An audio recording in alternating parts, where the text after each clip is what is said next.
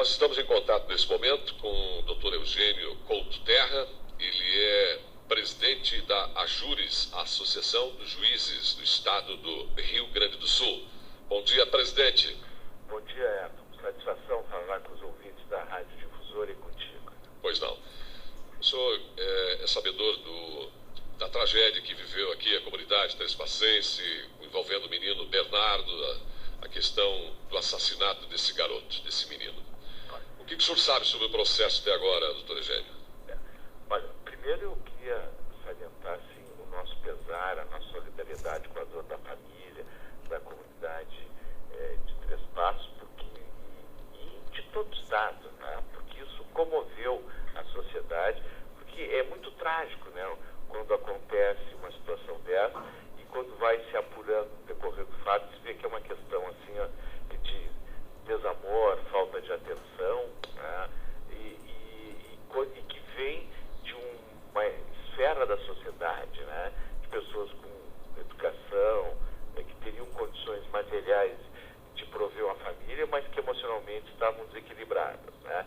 Então isso choca muito e preocupa a todos nós e nos traz uma grande dor. Mas o importante é a gente ver, assim, que nessa situação, dentro do caso que foi apresentado, dentro da situação toda que existia, as atitudes que foram tomadas assim pelas instituições, Ministério Público, Juizado de Direito, na pessoa do doutor Fernando Vieira dos Santos, foram as possíveis, porque não se pode imaginar, né, nem juiz, nem promotor, não tem bola de cristal para ver o imponderável. Dentro do padrão do caso que apareceu, onde não havia uma agressão física, o que foi feito? Atitude normal, tá? Normal no sentido de tratamento do caso. Vamos tentar reaproximar com a família, vamos tentar colocá-lo com outras famílias, tentar aproximar de algum parente. Então, a conduta assim, do Ministério Público, creio eu, e do juiz, é compreensível, né, em termos técnicos de trabalho. O que não pode é se pensar e se imaginar que um juiz ou as instituições vão trabalhar com situações imponderáveis e que, me parece, né, um caso patológico, uma psicopatia, que para poder engendrar esse tipo de coisa e fazer isso. Isso foge do padrão.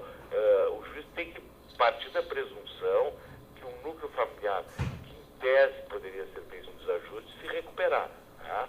Então a atitude que foi tomada, para mim, não tenho a menor dúvida, foi a mais correta. Um problema grave que a gente pode dizer é essa disfunção familiar, que não era percebida por todos. Claro que o menino procurou ajuda, Bernardo procurou, mas dentro que ele procurou foi feito encaminhamento. Outros fatos que hoje chegam, a gente toma conhecimento pela imprensa, né, nunca foram levados ao conhecimento, permitindo que uma atitude diferente fosse tomada. E eu acho que isso serve muito para a reavaliação assim, de toda a sociedade. Né? Até que ponto, né, não há uma omissão, assim, omissão no sentido da sociedade, dizer, isso é coisa de família, não vou fazer uma interferência, não vou dizer nada, não vou me incomodar com isso. Eu acho que as pessoas, vendo uma situação que reputem grave, elas têm que comunicar. Eu tenho certeza, né, que se todos os dados que hoje a gente vê pela imprensa tivessem chegado ao Judiciário, né, ao Ministério Público, a solução seria outra. Pois não. E inclusive se manifestou a promotoria, juizado também aqui em nossa programação, justamente ressaltando... Porque deu um problema aqui no telefone. Pois não. Tá ouvindo aí? Alô, presidente? Sim. Tá ouvindo? Agora estou. Pois não. Até acho que para providenciar um pouquinho mais no retorno aí. A gente ouviu a promotoria, o juizado aqui na programação da difusora, justamente para comentar os dados que tinham na época eram bem diferentes do que foram apresentados hoje durante todo esse processo que está ocorrendo aí. E aí ocasionou essa reclamação aí da comunidade que deveria ter sido tomada uma outra atitude. Mas como foi dito pela promotoria, e o senhor também pôde acompanhar as manifestações, na época os detalhes eram diferentes, muito diferentes do que está acontecendo no dia de hoje. Sem dúvida. É isso até que eu referi assim, ó. Se não chegam todos os elementos, né, as autoridades, no caso do Ministério Público, o juiz, não tinham outra maneira de atuar. Não tinha nenhum elemento. E vocês conhecem bem aí em Três Passos a pessoa e o trabalho do Dr. Fernando Vieira dos Santos, né? Juiz, assim, que orgulha a magistratura do Estado do Rio Grande do Sul. Tenho falado com ele com frequência, porque é um magistrado exemplar, a associação está acompanhando ele, e além disso ele é meu amigo, né? Ele sofre a dor que todos nós estamos sofrendo, né? Porque ele não queria isso, ninguém queria isso, mas tem que decidir nas circunstâncias dentro do que tem, né? Dentro dos elementos que se tem. E se compreende a comoção pública, né? A dor da família, é claro que tem que se compreender. Doutor Eugênio, sim. Inclusive a imprensa da capital ontem fez uma reportagem, notícia hoje também, aí, com relação a um sistema, nós tínhamos que mudar vários fatores aí, porque foram falhas, como diz a reportagem da Zero Hora, uma falha na rede, né? Que deveria estar em sintonia, mas vários aspectos aí para tentar melhorar aí, e como disse também o pessoal nessa reportagem, que nós temos infelizmente uma lição e temos que tentar mudar um pouco, né? Essa rede, né? Desde a parte psicológica, conselho, tutelar e outros aspectos mais.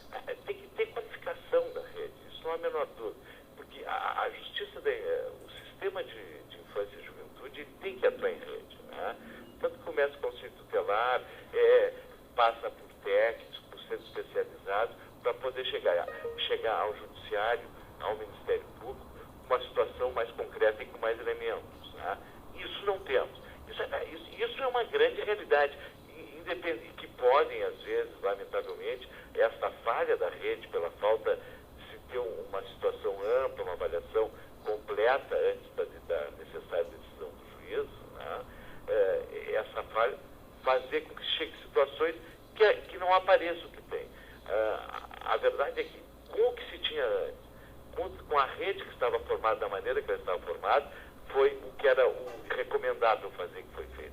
Temos que mudar. Eu acho que lamenta-se o que aconteceu, mas tem que aí fazer uma reflexão da própria sociedade toda, que se queremos uma assistência à infância e juventude completa, que realmente preserve o futuro do país, nós temos que melhorar todo o conjunto, né? Desde o conselho tutelar, qualificação com mais psicólogos, as escolas também estarem atentas e fazerem, e outra, né? A sociedade, né? Porque é uma responsabilidade do Estado e da sociedade zelar pela infância e juventude, né? E eu acho que o que está saindo dessa discussão toda, desse fato, é muito importante a gente fazer uma análise do sistema todo de atendimento, a rede, desde a ponta, né? Desde a identificação do caso, desde o acompanhamento que é feito. Ele tem o atendimento necessário, há um acompanhamento técnico desde o início, que permita que se perceba a real e concreta situação toda. Porque o que acontece?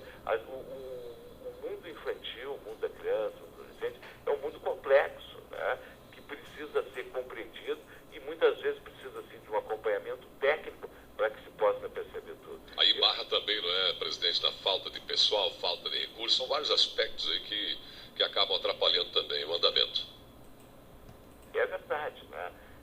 Essa falta de estrutura leva a isso. Mas eu acredito mesmo que vamos ter que tirar uma lição disso, né? E é uma lição que acho que passa o âmbito desse caso, passa da necessidade de Três Passos, dar mais atenção à sua infância e adolescente enquanto rede, mas em todo o país, no Rio Grande do Sul, no país inteiro, nós repensamos. E aí nós voltamos a um grande problema que tem, assim, políticas públicas de atenção à infância e adolescência passam pela proteção, necessariamente. Temos no Estado, e aí eu falo Estado lá do censo, né, não só no Rio Grande do Sul, temos no Estado estrutura suficiente para a implementação de políticas sérias, de políticas que realmente atendam a todas as necessidades. Esse questionamento a sociedade tem que fazer e tem que cobrar, se não existe. Cobrar dos nossos políticos também, não é, presidente? Exato, né?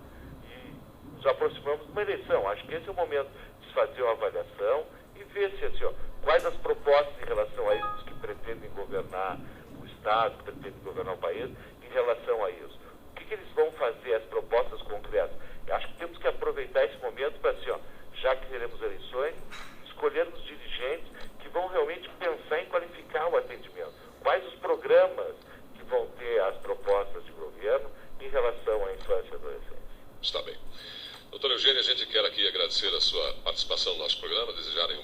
senhor, um bom trabalho. Tá?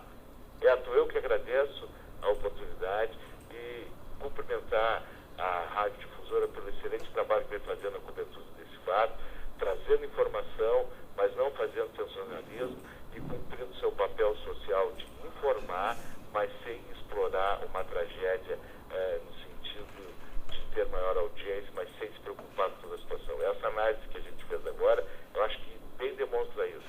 Estamos vendo os fatos, entristecidos, preocupados e tentando avaliar o que a gente pode fazer para melhorar. Foi uma satisfação falar contigo. Um bom dia. Bom dia. Dr. Eugênio Couto Terra, ele é o presidente da AJURES, Associação dos Juízes do Rio Grande do Sul, participando do programa Rádio Atividade São